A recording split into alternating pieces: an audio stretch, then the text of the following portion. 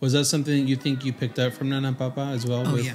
Sure. Yeah. Because Nana and Papa were step parents to a lot of the people from church. Right. And they showed that love to them. They treated them, just like as if they were their own children. They scolded them the same way as if they were their children. So, I think it was, a trait that we picked up from our parents and from Papa Chole and Mama Carmen. They did that. Right. They did that to me. So, almost been 2 years since Papa's passed. And,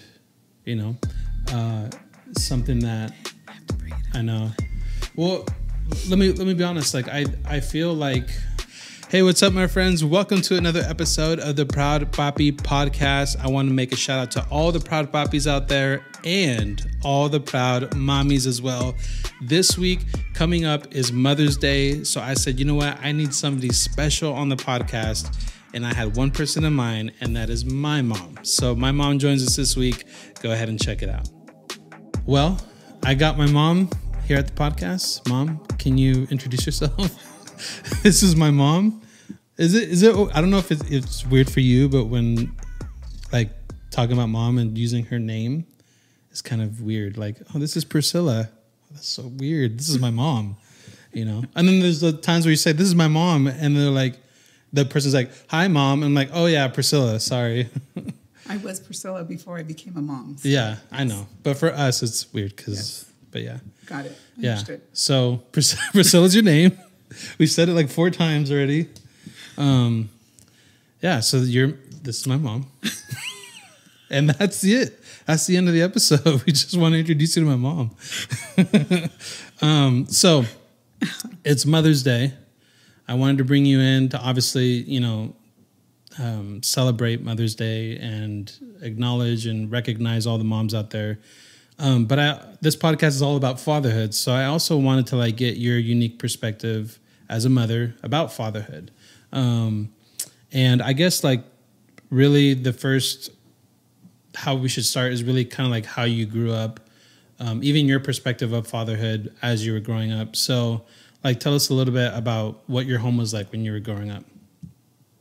So, raised a PK, preacher's kid. Yeah. My whole life, actually, because I think my dad became a pastor when I turned 4.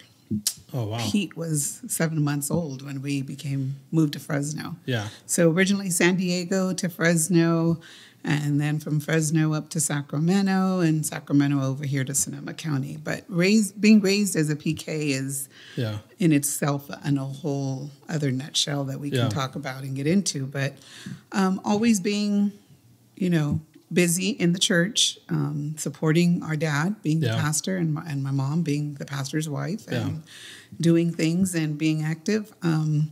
Right now we go to church twice in the week. Back then, when we were growing up, 3 times minimum of services that were happening throughout the week, twice on Sundays. Yeah. And then, in between the services when we were actually in church, we were in homes for a prayer meeting or because we were going to visit somebody. And, there we are, the 4 of us sitting in the car, and my dad telling us, you guys better behave, you guys better listen. So always being, trying to be respectful and honoring what God asked Papa to do, which was to minister. Right. So on top of that, Papa was also working for the majority of the first... Full time. Right. He was working full time. So when you guys did church stuff together, was that kind of the only time you guys were able to be around him at first because he was working full time on top of church stuff? Yeah. So when he was working, and I'll talk more, I guess, about when we moved to Sonoma County, because in between that, Sacramento and Sonoma County, we were coming up here for 2 years. Every Sunday, we would come up to Sebastopol to get the work started. And we'd be driving back home and in the evening because he had to start work at 9 o'clock at night. Yeah. And he'd work until 6 or 7 o'clock in the morning. And so then we were off to school and he was home sleeping, getting ready for the next day. Yeah. So when we were doing activities for the church, that was the time that we really got to focus with him and him being our dad. Right. Working with him and sharing him all the time. So And what was that like to just be around Papa as a pastor and your kid, like growing up? Like, did he treat you guys any different? Like, do you think he was your? Did he feel like your dad, or did he feel like your pastor? If that makes sense. Like, was his relationship towards you? Like, I know Papa, and so I know that. Like for us, it seemed that there was always like an extra layer of, like, you know better, like you should be in line, but like he was always kind and So in that sense, like, was Papa kind of like that? Like, you guys are my kids. You guys know that you're not supposed to misbehave. Yeah, he never had to say anything. Yeah. He always told us with his eyes. We knew that. Yeah. We knew we were in trouble if he looked at us in a certain way. Yeah. That was just him. Yeah. My dad always had a very stern looking face. He always used to say, "Soldado mal pagado," just a real stern face, but his heart, he was just a big teddy bear. Yeah. He loved people. Right. And loved what he did. So yeah. He never really told us. He would always, remind us at home, make sure that we're on our best behavior. Yeah. But other than that, we never got spoken to when we were at church. I never got told anything. Yeah. My brothers, maybe, because they were the boys. I mean, I was the only girl growing up. Right. So I had a special, I always say that the girls usually have their dads wrapped around their little fingers. It's true. And that's the way we were. That was my daddy. Yeah. That's how I was with him. him. So would that be, like, you being his only daughter, did you kind of feel that you had some, like, special attention? Like, almost like Papa was more lenient with you, or yes. gave you more time? Always more lenient with me than with the boys. Yeah. The one I was fearing more was not so much my dad, was my mom, because my mom was the one that was stern with me because me being the girl. But Dad was always the one that was more caring. Yeah.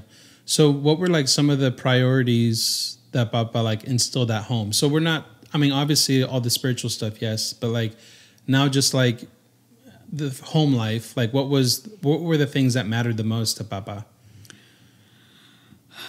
I think always just God first. He always instilled that in us all the time. Being respectful, honoring God in everything that we do. There was always that tender love that he had for us as his kids. He knew that we were moving from place to place, and because we were following him with his ministry, and we respected him for that. We honored him for that. Yeah. But he was always loving. Right. He was a joker at home. I remember him laughing and stuff, and and playing with us. And not all the time. When we were growing up, would we? If we were there was several of us that were in band and playing music, and so we would go to the football games. We would go to the sports events because the band members were playing. Yeah. He didn't always get to do that. Right. Because he was either visiting somebody who was sick, or he was attending church and, kind of scolding us because we didn't go to church. We ended up heading out to the football game. But he understood all that. Yeah. So. And so, so then you, like, I guess for you personally, did you never really, like, I don't want to say resent, but did him being a pastor, like, did you ever feel like you were robbed of him being your dad at all because he was so involved in ministry? Yeah. But you know what? I think about it now, and I think God knew what he was doing, and I loved him for that, and I honor him for that. It never bothered me to share my dad. Yeah. I don't want to say we had to, we wanted to share him with everybody. In the church, there was a lot of young men and women, and they were young, coming in from out of the United States, from Mexico, and from everywhere they were coming from. And they would always look to my parents, Nana and Papa, as their spiritual parents. Their spiritual, mom and dad. And it was kind of like, sorry. It's okay. And it was that was okay for me. Yeah. That was really okay for me. Because I knew that they didn't have their parents here, and how fortunate and blessed I was to have them here. Yeah. And to be able to say, yeah, you could share them. Right. It wasn't until Papa's service that somebody came up to me and they're like, thank you for sharing and it never dawned on me that that's what we were doing. Yeah. And we did, but I was like, oh wow, like, yeah, you're right. I did share him a lot. Like, because we talked about it before, like Papa would have candy, like so the kids would be running towards Papa because they knew he had something in his pocket for them. So, but I never felt any type of way about it. Like, oh, how come, it never even dawned on me that until somebody said something at the, and they said thank you. And I was like, oh, wow. Yeah, you're right. Yeah. I mean, of course, like I never, again, like you, I never wouldn't have had it any other way. Right. Yeah. Exactly. So, seeing Papa go from a dad to a grandpa, what was that like? Wow. I have to be very careful the way I say things here, because as a grandparent, I think I'm the same way. But, Papa was always very stern with us. Yeah. He was always stern, loving but stern. Right. We knew what the boundaries, the lines we had to walk. But when you guys came around, wow, don't do that to him. Leave him alone. Pobrecito, vente para acá. So it was kind of like, wait a minute, what happened here? Total. Yeah, 180. Yeah, total 180. Well, that's good. Yeah. What was what was Papa and Nana's relationship like growing up? Like, Oh, when you're young, you don't ever think about things with your parents like that. Yeah. You don't really think about things with parents. But you look back now, I look back now, yeah, and I see the way my dad was with my mom. And my dad was a real romantic with my mom. Really? Yeah. You look at him and you kind of go, what? Yeah. Pastor Ortiz? What? Yeah. No. But he was a very romantic person. He loved Nana. Yeah. Very much so. Right. And you can tell that, So, yeah, he was very loving with her. Did he always respectful? Loving with like words, gifts, like what type of romantic thing? Everything above. Okay. Yeah, always the gifts. Always the it got to a point where he was working full time in the church and getting ready to retire. She was still working before she retired, and you could see the love that when it was just them two left in the house. But she'd get home from work, and if I was stopping by to see them on my way home, it's like he had dinner ready, he had her salad going, he had things going, he was already cooking, and so that's the type of love that you kind of see and appreciate now. Papa was cooking? Papa always cooked. Yeah. Oh. He made a good ground beef and potato. Yeah. And I'll never forget it. It was a ground beef with potato and a tomatoey sauce. Yeah. With peanut butter. What? Don't ask. You just have to try it. It was a ground beef potato, like a stew. Yeah. But he would add peanut butter to it. Wow. And it gave it that mole type of flavor to it. Interesting. I wonder where he picked that up from. Did you ever say? His mom, probably, I would think. Yeah. That's but he was crazy. A peanut butter lover. Yeah. So he liked I know all he was that. a Spam lover too. Yes. Anything fried. Yeah. So when Dad came into the picture, like what was Papa's first kind of impression of Dad? He didn't. Dad came into the picture probably 4 years, maybe 3 years, 4 years before we started talking. Okay. So Papa was giving, Bible studies and classes and doctrine and that kind of stuff to Dad and to your tios and, just getting them involved in the ministry. Papa loved Dad. Mm-hmm. He really did. I think he saw the man of God in him and knew that things were going to be okay. Yeah. I think at first he was a little hesitant because, your dad's just a little bit older than I am. But But I think he always, he knew. Yeah. He knew that he was a good man. Right. Yeah. So like you said, I'm kind of jumping around a little bit but Papa was pastoring in Fresno, and then you guys were at Sacramento. We moved to Sacramento. Right. And then started doing commuting every Sunday, right? Mm-hmm. From Sacramento to Sebastopol to minister to the group that was here in Sebastopol. And then how long was it until you guys actually moved? 2 years? 2.5 years. 2.5 years. So that moment that Papa, makes a decision that you guys are actually going to move here, did you guys think that this was just another move, or did you guys think that this is the place that you were actually going to make roots? I think this was, for me, probably just another move. Yeah. I think it affected... How old were you when you guys moved? Oh, I knew you were going to ask that. I think I was probably about 12. Okay. Yeah. Because I think the ones that it affected more was Theo Zeke.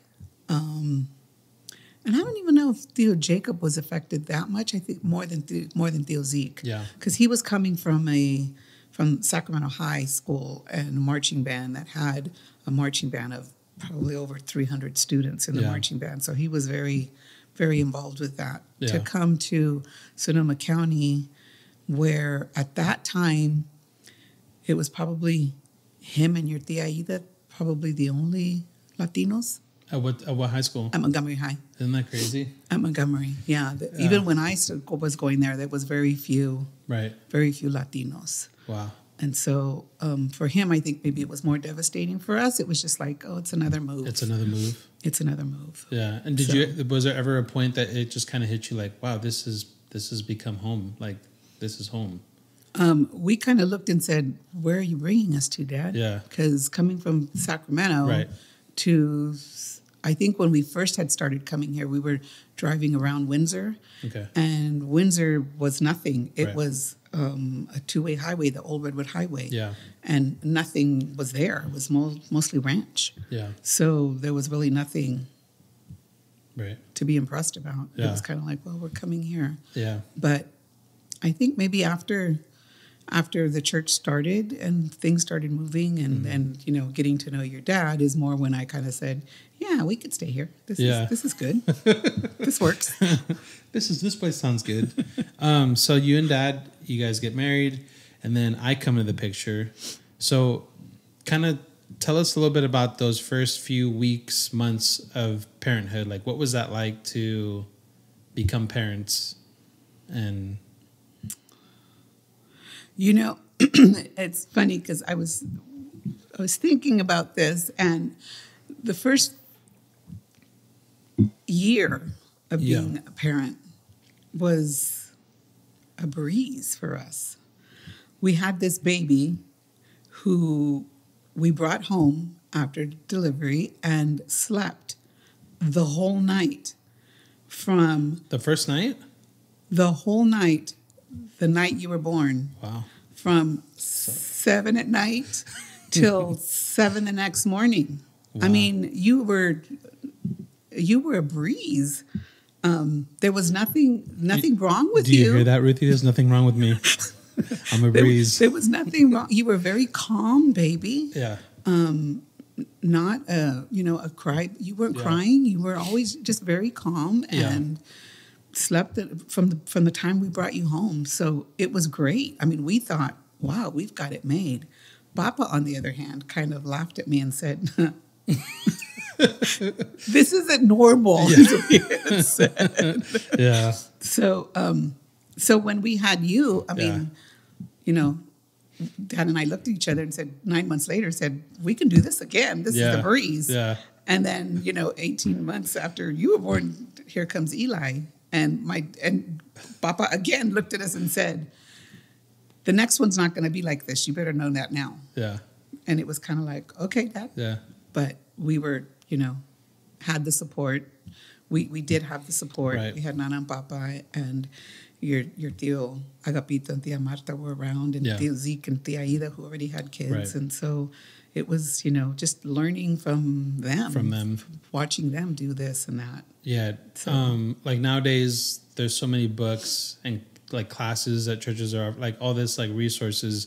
Did you guys ever take or do anything like that? No. And I look at it now, and I kind of, I'm constantly throwing things to the girls. I've been saying, I think I threw something to you guys the other day too. Yeah. I wish that I would have known these type of things when you guys were growing up. Yeah.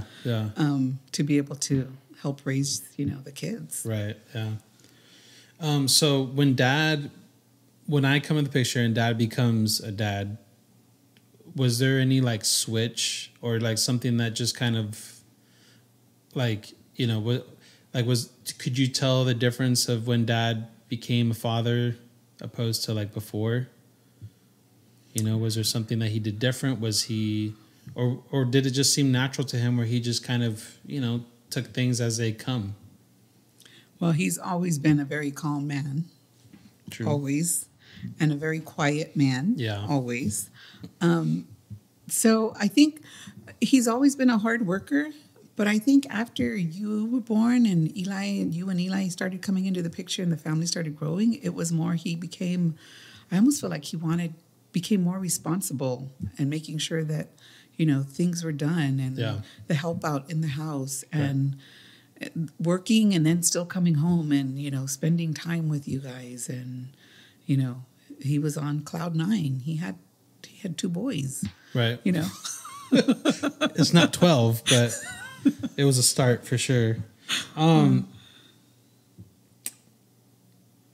Let's see. And it was easy. Yeah. It was easy for us when we were getting ready for church. We were going out. It's kind of like, when you were first born, I was taking care of you. Right. And I, make sure you were dressed and all that. Right. And then Eli comes into the picture, and it's kind of like you transferred over to Dad, and then I grabbed Eli. And then here we are. We're both changing you guys, getting you guys ready. So it was really easy to just kind of pack up and go. Yeah. He really stepped into the father role of helping out. Yeah. And not just being what he knew to be a woman's job to do to take care of the household. Right. Yeah. What type of parenting advice did Papa or Nana give you guys either before I came or after? Did they share any kind of tips or wisdom or, I know you said Papa said, this is not normal, but was there anything like, even when you were pregnant that maybe either of them said that, just to give you guys some advice? I don't remember that. I just always remember him, both Mom and Dad, just always saying, make sure that, train him up in the ways of the Lord. Again, my dad was a preacher. Yeah. His whole life. So he was always looking things towards God and what needs to be done, making sure that we understood. You guys, your presentations were done and church was important and, Yeah. Yeah. That some of that stuff's transferred down to us. I think I could speak for you too. Like that stuff's important to us, like keeping the kids involved in church. And that'd be a good question. Just speaking on what have you seen transfer from Papa to us as coming as dads? Oh, you can see that. You see the whole aspect Sorry. The question is, Eli asked, because they can't hear you, Eli. Eli asked, what has my mom seen transferred, the priorities, ideas from Papa down to us? Well, I think it transferred from my dad to us, right, and transferring down to you guys again. Yeah. Church being number one in our lives, God being number one, and serving. We're all serving. Yeah. One way or another, in one capacity or another in church. Right. That's our livelihood. That's what we were taught. Yeah. Yeah. It was funny because when Shane was here, he was like, he's like, when I met you guys, it was so interesting and foreign to me, the idea of having an interest like outside of work, like doing something other than just working. And I'm like, dude, it's like our whole lives. Yeah. Or like school, other than school, like that was our whole lives. Like, I remembered not going to baseball tournaments because we had youth conference. Like, and it wasn't like I'm being pulled, you know what I mean? I was like, no, I'm sorry, coach, I can't make it. Like, I gotta, you know what I mean? So, but yeah, I mean, because we were always in church too. Yeah. You know, so. Right. If it wasn't something local, it was something statewide. If it wasn't something statewide, it was something, you know, nationwide and, you know, that kind of stuff. So, yeah. But I think that's what I see transferring down. And I see that in your kids now. You know, they're going to classes and they're, you know, in church and I don't hear them complain about it. You know, I think we all complained about it. I think at a certain point. Oh, yeah, for sure. You know, we all did. We all, you know, didn't want to go to church after a certain time. Yeah. But I think that's part of life. Yeah. So what was it like seeing us become dads? Like having our own kids? I want to say being proud of seeing you guys as parents, the way you guys are raising the kids. You know, again, I don't think it was the way we raised you, but you guys are taking on your own form of being able to raise your children. And I always think that each generation learns a little bit more or something a little bit different, and it's transferred forward. Yeah. And so it's like when we're working, you know, we want you guys to do better than we did. Yeah. You know, Dad for sure has always wanted you guys to do better than where we are at. And so when I see that happening, we see that happening with you guys. And so that makes us very happy, very proud parents. You know, people come up and say, "Oh, you're so-and-so's mom and you're so-and-so dad." "Oh, yeah, that's who we are." Yeah. "Oh, you know, they're such a blessing," or "They're such, you know." And the music, you know, just like with the music, and it's like, "Oh my God, he's got such a voice on him," and you know, and she's talking about me. I figured definitely not about my voice. and so when they tell me that, it's kind of like my feathers want to get, you know, kind of high and mighty, but then I just kind of look and say, you know what, to God be the glory, because we prayed over these kids for them to be a blessing to other people, and it's coming true. Yeah. So just answer prayers. What are some of the things you said? There were some things that we do differently. Like what are some of those things that you think we're doing differently than what you guys did?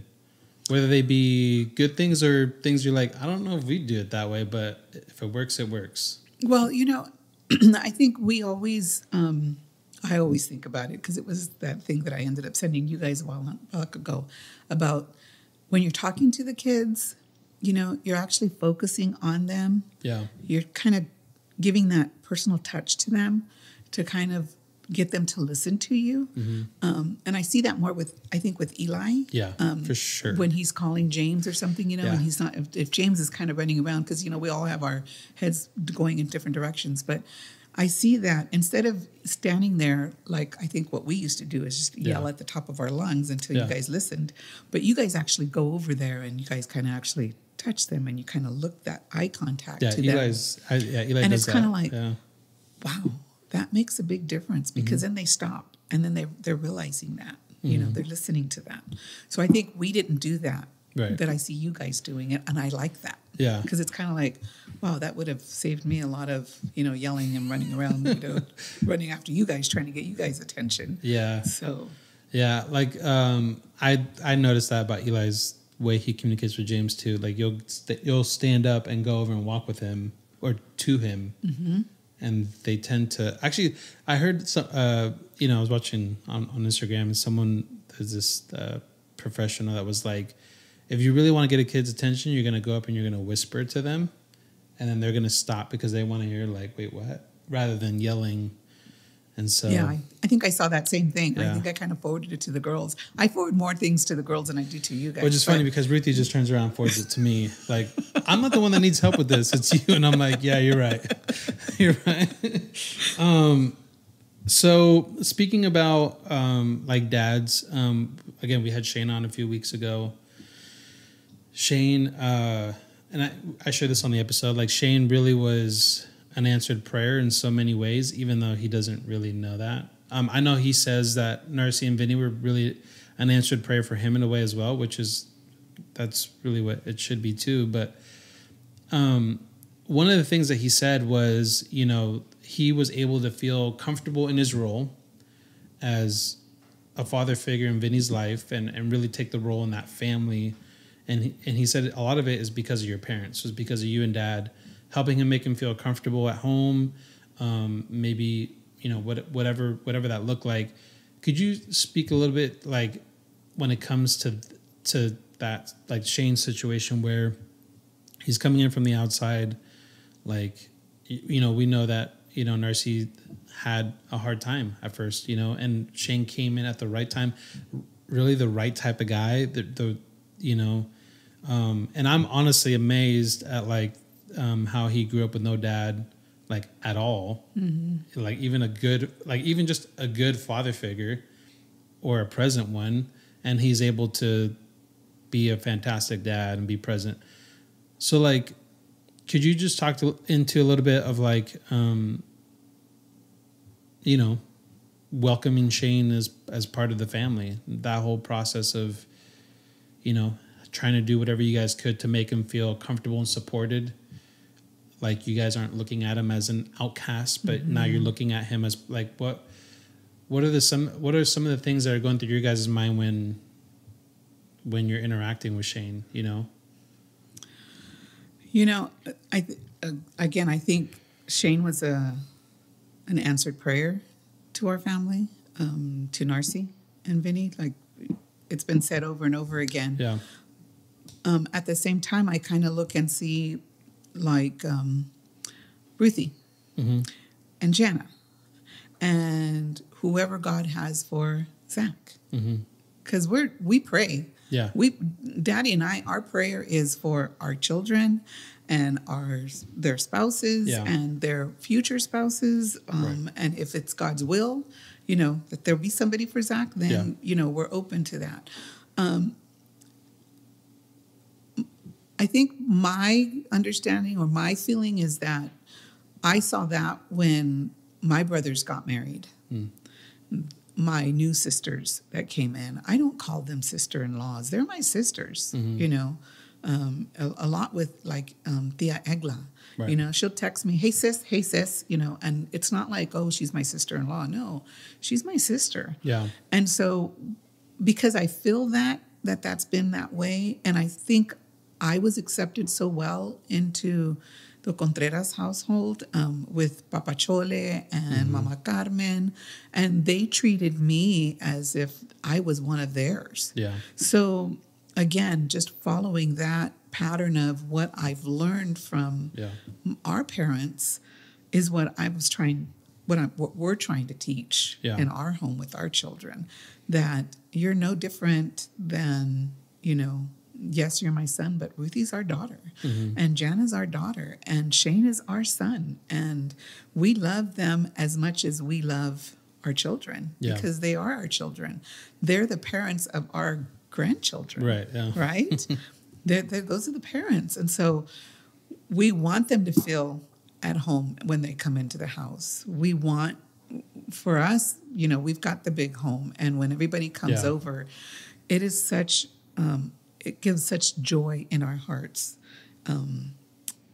Even Dad, even at the end, you know, when everybody's gone and we're sitting there on the couch and we're like, what just happened? You know, everybody just came through the house. But then everybody's gone and it's kind of like, wow, that was a fantastic day. That was an awesome time that we had as a family together. I love the cohesiveness of all of us. And that's what's important to Dad and I, is to make sure that not just our children, but their spouses feel that same love. Yeah. Was that something you think you picked up from Nana and Papa as well? Oh, yeah. Sure. Yeah. Because Nana and Papa were step-parents to a lot of the people from church. Right. And they showed that love to them. They treated them, you know, just like as if they were their own children. They scolded them the same way as if they were their children. So, I think it was, you know, a trait that we picked up from our parents and from Papa Chole and Mama Carmen. They did that. Right. They did that to me. They, you know, I wasn't there saying, you know, a lot of times they're saying, oh, suegro and suegra, you know, no. Mama, Papa, I mean, exactly the way that, you know, Dad would talk to them is the way I was talking to them. Right. out of respect. Right.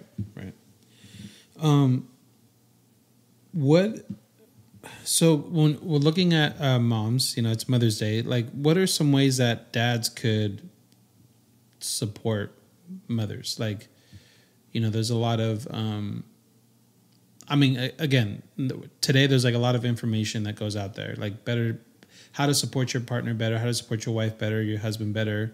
And like a lot of like methods and techniques, or even just things that you could do.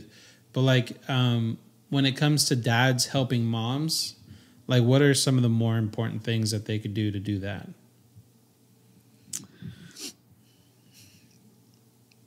Probably, I would probably say,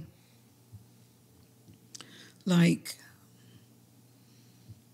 give them, I don't want to say give them some time that they need, Right. by themselves or whatnot. No, I think more just respecting them as their partner, as their spouse, because everything happens throughout the day. And, right now in where we're living, you have to have a 2-income family. There's no way that somebody can live on a 1-income household.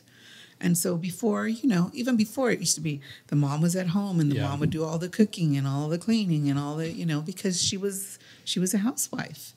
But now everybody's out working, everybody's moving along. And so the best support a dad can give a mom is like when they're coming home. Look, this is what dad used to do for us.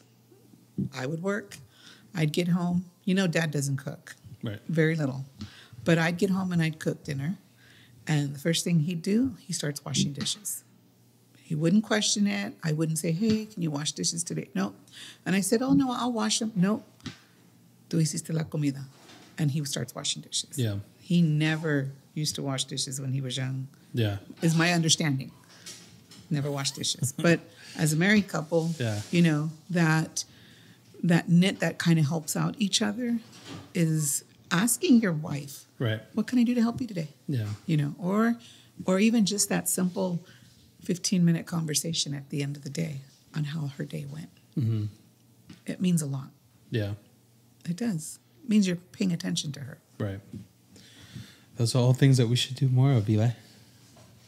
Jana's over there like, yeah, you tell them.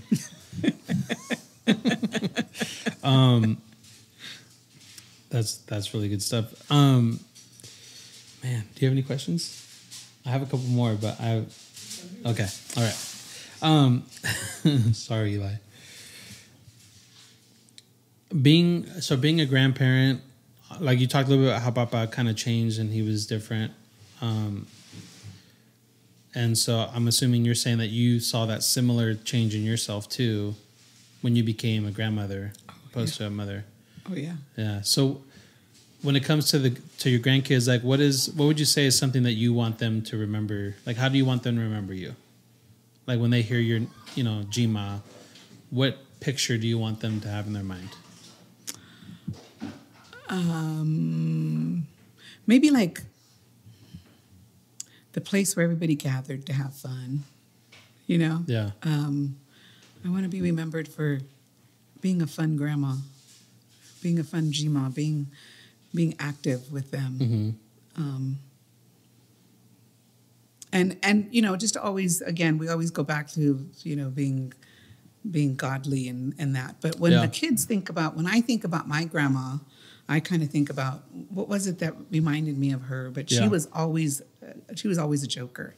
Yeah. My grandma always had everybody laughing, and she would always, do these little skits and stuff like that, and had us cracking up all the time. And so I don't think I do that with our grandkids, but I really want them to know that I love them and that it's a fun place to come to Jima and Ito's house. Yeah. That's the place. That's the hangout. Right. Well, I know my boys, they love going over because of the trampoline. They're like, we're going to Jima's? I'm like, yep. They're like, all right, let's go. And then they don't want to leave because of the trampoline. Yeah, because of the trampoline. You want to leave the net of the trampoline. Well, no, exactly, yeah. That's funny. So thinking about going back to Papa and just kind of the way that he, raised you guys, what is like maybe your favorite memory of you two? Like maybe just maybe it was when you were little, or when you were younger, or when you were older, but like, what was something that you're like, this is like one, what they call them? There's that Pixar movie that talks about memories. Core memories. The idea, you've seen Inside Out, right? Yeah. The one with the girl with the emotions in her head. Right. So they talk about these core memories, right? These main memories that you have in life that kind of make you who you are. What is a core memory that you have with your dad?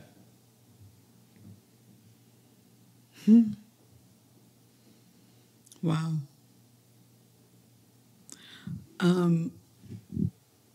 I think one of my memories that I have of him was the day I told him that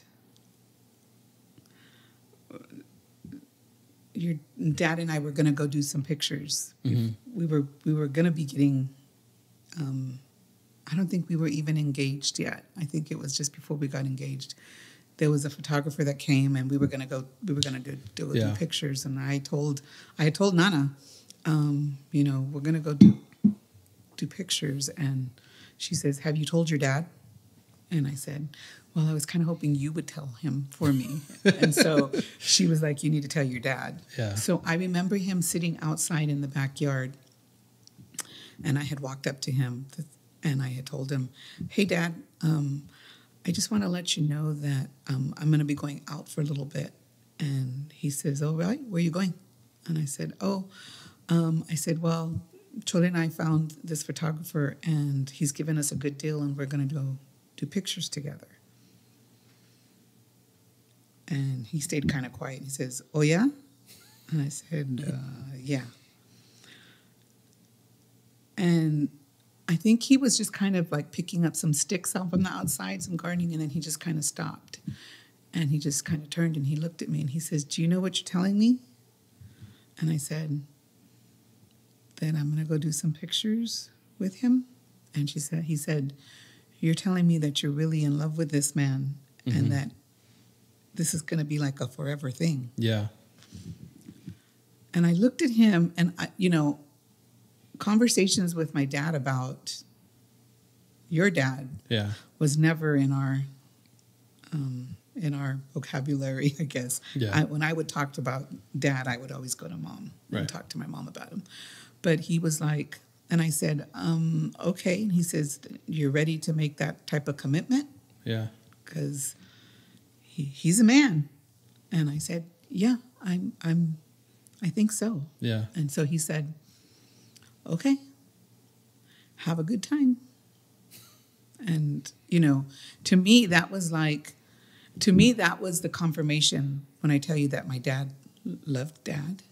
That's when it kind of hit me that, okay, my dad agrees that I'm going to be going out with him, and there's going to be, it was going to be a future with us. Right. Before that moment, there wasn't anything else that made you feel that way? Like, that was the first moment that you realized that Papa really liked Dad. Yeah, that was the first moment for me. Because other than that, he hadn't. And I think a little after that is when Dad came. Because, proper is that he would come to the house and he would ask the parents' permission for us to go out. Yeah. And your dad had come with your Tío Agapito to the house. Right. And so he was just going to ask if it was okay for us to start to date, let alone even be engaged. It was just to start to date. Mm-hmm. And Dad had told him that, when I turned 15, it was going to be my choice. And your dad said, "Okay." And Papa kind of looked at him and he said, "And don't even think about marriage until she's 18. She's got to finish high school at least before she gets married." Yeah. So Dad waited. So you were 18? On my birthday. When you turned 18 is when he asked you to marry him? Yeah, and he came back to the house. Wow. And Mom tells me now, Nana tells me now that she told Dad because my dad didn't want to even answer the door at that point. And she said, "You told him that he couldn't come and ask until she was 18. Yeah. You told him. Yeah. You shouldn't even have put that in his mind at that time, It's true. But it's true. You told him." So seriously, I would have said at least 30. You can come back if you're still alive by then. You can come back. Wow. That's one of the core memories for me with my dad. Yeah. But my dad and I didn't talk a lot. Mm-hmm. For us, I think our language of love between us and me, my dad and I, was me cooking for him. Mm. I didn't have to tell him, Dad, I love you. It was just making his food, and he knew that I loved him. And the same for him, for me. He didn't have to tell me, I love you. No, I knew it by his hug. I knew it by his look. I told you, Dad, Papa was always the I person with us. Right. And I knew. Yeah. Wow. You got any questions, bro? This is great. This is great. We have Mom here. I know. She could answer your question if you have one. Lifelong question, maybe. Let's say that for off camera. Yeah. No, when we had Dad on, I think Dad, it was really cool hearing a lot of things about Dad's story that I totally like. I didn't know because I never asked. I just kind of like, I knew some parts, but I didn't ask like, hey, from beginning to like now, can you tell me like, so hearing a lot of things about his story, it kind of blew my mind because I was like, wow, I didn't think about that with Dad. And I know you shared like he never washed a dish before he came here, but like when. That wasn't because he was lazy. It just wasn't the custom of him until they actually moved away from the home because he had younger sisters and the parents. And he had said, knew that. Yeah, he had said like, the men went to go work with Dad and then the girls stayed home to help Mom make the home. So that makes sense. But as far as like Dad in those early years when you guys were first dating, like you said he was a calm man. Was he basically the same as like he is now? Just like, I mean, he obviously Dad's not like super talkative. So what about Dad? Like, what about Dad did you like? Like, how did he get your attention if Dad wasn't over there? You know what I mean? Like doing a whole lot of sweet talking. Like, I mean, what was it that drew you to Dad? I think maybe just because he was just so calm. Okay. He was always calm. And when we first met, it wasn't like I knew a lot of Spanish and he knew a lot of English. So it was a lot of just little conversations here and there. You didn't know a lot of Spanish? No, I wasn't. Wow. So Papa always told us that he wanted our language to be English. You guys, yeah. Primary English, because he suffered so much when he was growing up, because English is a second language. And he still had that accent when he was, still around. Right. And so he didn't want his children to suffer the way he says it. He didn't want them to suffer the way he did. Yeah. So we understood a lot. So were most of your guys' conversations in Spanish then? With Papa? No, it was all English. Okay. He would speak to us in English, and we would answer him in English. Okay. And the only time that we probably tried to have a conversation was with my grandpa and grandma Ortiz, because they didn't speak English. And so that was one of the downfalls, I guess, of not learning Spanish when we were younger, was because we couldn't communicate too much with them. But my dad always said, I don't want them to suffer the way I did in school by not knowing English. So we all learned English first. Yeah. But when your dad came up, he didn't know any English. Yeah. So I understood Spanish. So he would kind of speak to me in Spanish and I would understand. And then I'd kind of try to talk to him a little bit in Spanish. And so it got to the point to where he was trying to speak to me in English and I would correct him. And then I would speak to him in Spanish and he would correct me. So it was like, at that time, I was good friends with your tia Marta, because she was dating Agapito. Yeah. And so it was a lot of, I need to learn Spanish quick because I want this guy and he's going to I have to learn to be able to speak with him. Yeah. So when we used to date, because at that time we were probably the only Jovenes in the church, the four of us. Yeah. So we would go out a lot on Sundays after church. Yeah. And so it was a lot of, trying trying to have little conversations back and forth between English and Spanish. Yeah. So I think that's what attracted me to him. You know, those baby blue eyes that he has, that he said he lost. Yeah. Yeah. That always does it. So, and his smile. Yeah. Yeah. He was just always very calm. Yeah. I do notice that, like, I don't think I've ever seen Dad, like, really freak out. I mean, he's gotten mad, but that's different. And I don't know how he does it, because he gets mad. He gets mad, but like 15 minutes later, it's done.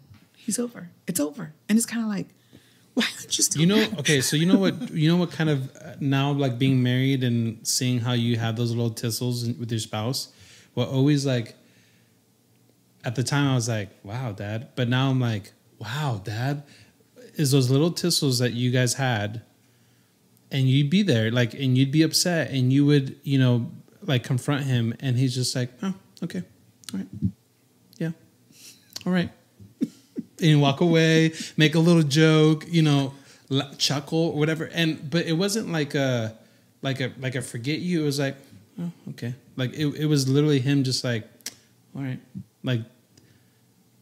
And now, like, being married, I'm like, how did he have, it's so hard for me to keep my mouth shut, you know? I'm like, I really want to say something, and sometimes I do, but then, like, I don't understand how my dad was able to just, like, have composure and just smile and even, like, make a little joke or whatever. I'm like, that's strength right there. It is. Yeah. It is. It just shows you. I mean, again, I say 15 minutes he was mad. Sometimes it didn't even last that. Yeah. And it was like, how do you do that? How do you, yeah. Yeah. I can last mad all day. And it's kind of like, Jesus help me. Yeah. Because it's like, nope, gets it done. I know. Not a problem. I know. I just remember, like, growing up and seeing those, and then looking back at them, like, wow, my dad really was patient, and just he's very patient. Bit his tongue, you know, and just rather not say anything or smile or laugh, and then to get involved and say something that he regretted, you know. So, and I asked him, why didn't you argue back? And he says, what would I have gained? What would we have gained from that? Nothing. See, that's the type of stuff that my dad never said to us. Nothing. But he showed us time and time again. Like, he never, that's my dad, though. That's my dad. The prayer thing, coming home from work, going up to pray. That started when you saw that night one or day one of your guys' marriage together. Did you see that? Okay. Yes. I think that was the thing even before we got married. Oh, I'm sure it was. Yeah. But to this date, yeah. Wow. Yeah. Yeah. Because I always share, like, when I talk about dad with people, like, that's just what, like, the way Papa would look at somebody, or, you know, his face. For me, it's not my dad's face, sure, but it's him going up to go pray or go to his room and go pray. Mm-hmm. Like, close the door and knock. Mm-hmm. You have to knock like 3 times. Mm-hmm. What? Oh, you know, I mean, so, yeah, that's amazing. And it's a secret closet, right? Because it's not always in the same spot. Yeah, because he moves around the house. Yeah, and he doesn't tell me, I'll be back, I'm going to pray. He doesn't. It's just like, it's either he's getting home and he showers and he's gone, yeah, and I'm making dinner or whatever, or he'll shower, come and eat, and then next thing I turn around, he's gone, and it's kind of like. So it's not a consistent time all the time, but it's consistency every day in a different spot most of the time. And never says a thing, never says. It's like he doesn't want to be known for that. Right. That's not why he's doing it. And that's really him in a nutshell with everything. He'd prefer not to get any kind of attention or be recognized for anything. Right. And if he does, you could see how uncomfortable he is with that. He's like, no, it's okay. Yeah. No, it doesn't. So seeing Dad in leadership roles, right? Because you guys like also pastored groups and pastored people as well. Like, what was that, seeing Dad kind of like?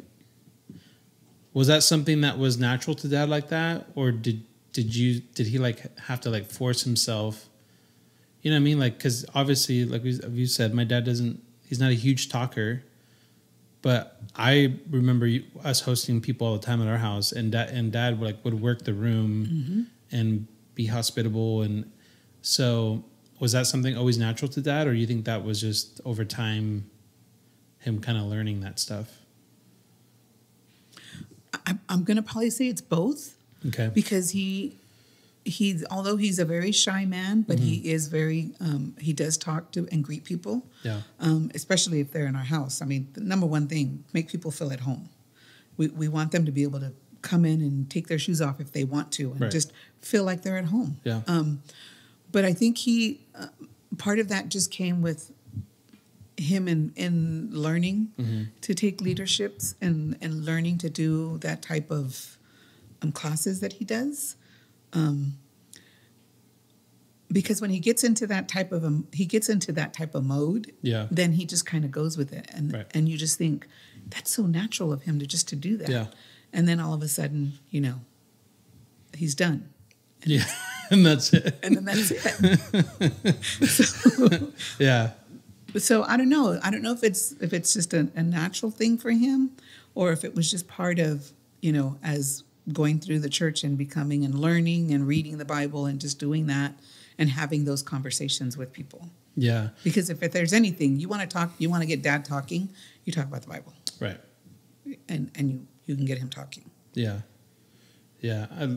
Like they have a lot of like different, now they're saying like the difference between introvert and extrovert is not necessarily how they are with people. It's more so how they draw energy from, or like, so I wonder if it's like one of those things like with dad where you, like for us, it's like, oh yeah, well he's introverted, but it's not so much that he's introverted. It's just like, that's how he recoups. And then when he's in a group, he's able to, you know what I mean? So, yeah.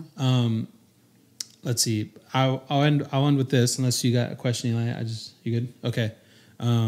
So almost been 2 years since Papa's passed, and something that you have to bring it up. I know. Well, let me be honest. Like I feel like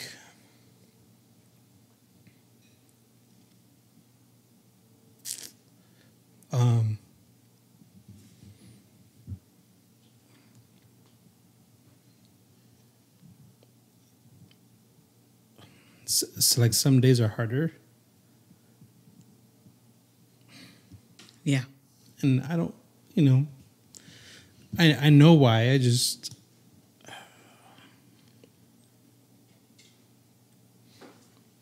I don't know. I'm, but, I miss him for sure. Like, I think we talked, we had our conversations with him, and mine was always,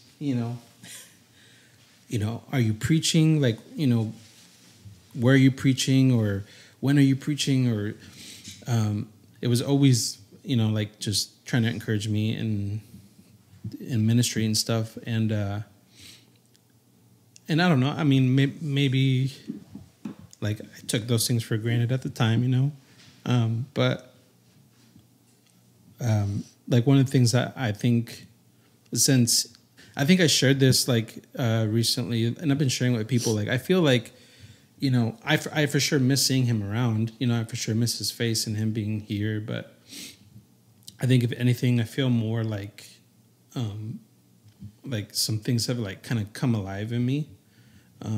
That, and I'm not trying to like make it like mystical or like this weird, like, you know what I mean? I just feel like since his passing, like I've kind of like what he was trying to teach us like made sense. Mm-hmm. Even though it made sense before, but like now that he's gone, it makes sense. And that I think is what has come alive in me, is like now I see, like if he was an artist like painting a picture, like now I see the finished picture of what he was trying to do. Even though there were moments I'm like, oh, I already know what you're painting. Yeah. And I knew what he was trying to tell us, but now seeing how he like completed his life on earth, I see it, and it makes like a lot more sense to me, to the point where I can like get that picture and then like show my kids, if that makes sense, you know? For you, like what is like, other than seeing him, like what is the thing that you like miss the most about him being here?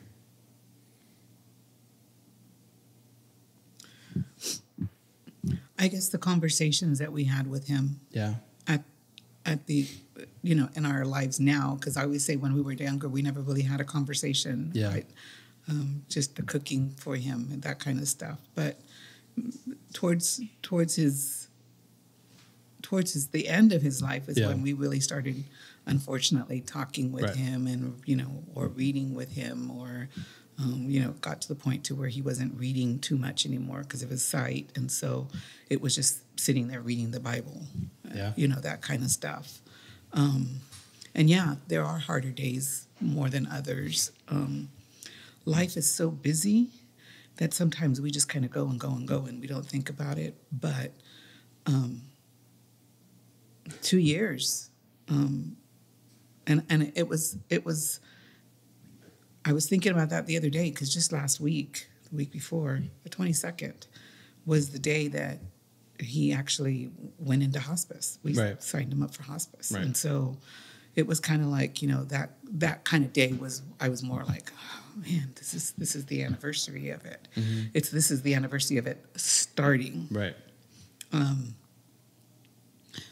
I think I miss him, and I think I miss him more for my mom than for me.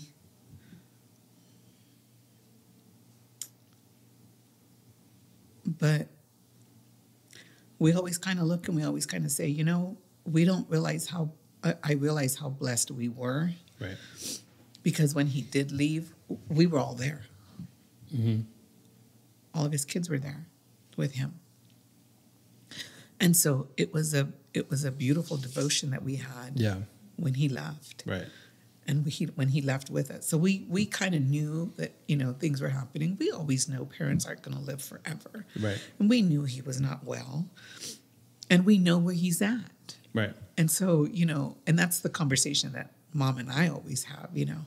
Mom, if we were to ever ask him to come back, really, do we want him to come back? Yeah. And, you know, I always tell Nana, he wasn't living anymore. He was just surviving. Mm-hmm. My dad wasn't living, you know. His body was more gone than his mind was.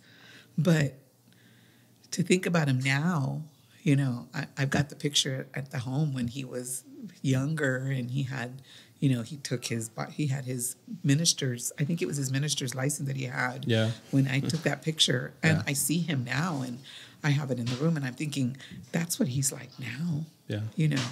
And I talked to the grands, I talked to the kids about him, you know. Gabriel being the youngest, I think Gabriel was months when Dad passed. Mm-hmm. And Gabriel looks at him and, you know, he says, that's Papa. Mm-hmm. And Papa, that's Chima's dad. And, you know, Papa this and Papa that. And that's, to me, that fulfills me because it's keeping him alive in all of us and what we do and how we live. And he never, I don't know if he ever said it to you guys, you know, about how proud he was of all his grandchildren, but he was very proud of you guys and what you guys were doing and what you guys are doing. And that was just, you know, again, he never said it, but we knew it. Yeah. We knew it. So, I miss him. Mm-hmm. I miss him awful, but I wouldn't want him to come back. Yeah. No, not knowing where he's at. Right. No, it's just more, now it's more me living the life that I'm supposed to so that one day I get to see him again. Yeah. Yeah. I think I have this picture. I don't think I have them side by side, but I have a picture of Papa when I think we were at Corby and he's preaching and he has I think he had both hands lifted up a certain position. And then I have a picture of Abel when we were at the burial site for Papa, and he almost has the exact same hands. Yeah, same you know, and just the idea of, you know, again the priorities that Papa instilled in you guys, and then it, like, you know, going down our families. It's the picture is what says, it testifies to that being true, you know? And I always like looking at both of those, especially right next to each other, because I'm like, that's exactly what Papa wanted. That's what he wanted for his family, for his great-grands, for all of us. And to see it like actually in a picture is really cool. Yeah, his legacy. Right. We're living through his legacy, which is, how much more proud can he be? Yeah. Well, thank you for doing this. I know it's probably weird. Not easy. But yeah. But you know, we want to do like a special episode for Mother's Day, which, you know, happy Mother's Day. Thank you. And to all the moms out there, happy Mother's Day. So, but thank you. Appreciate you coming on here. I know that at least something you said is going to help somebody else that listens and watches this. And I think that really is, as dads, we want to help moms for sure. But at the same time, I thought it was really important to hear stories like fatherhood stories coming from a mom's perspective, a daughter's perspective. And so it's really cool that you came on and shared. So thank you for coming on. Thank you. Love you guys. Love you too, Mom. Hey, you guys, thank you so much for joining us on this special edition of the Proud Papi podcast. I really enjoyed having my mom on, have some honest, real talks about life, her dad, my dad, and just fatherhood in general. So it's Mother's Day. We want you to take this opportunity to celebrate a mother that's in your life, whether that be your wife, your mother, your grandmother, maybe an aunt who is a mother in your life. Let us know right now in the comments how you're going to celebrate them. Let's take this opportunity and honor them, show them respect and the love they deserve. If you like content just like this, go ahead and subscribe to the channel. We drop new episodes every week, and it's all about fatherhood. Hope you guys have a great week. Until next time, peace out.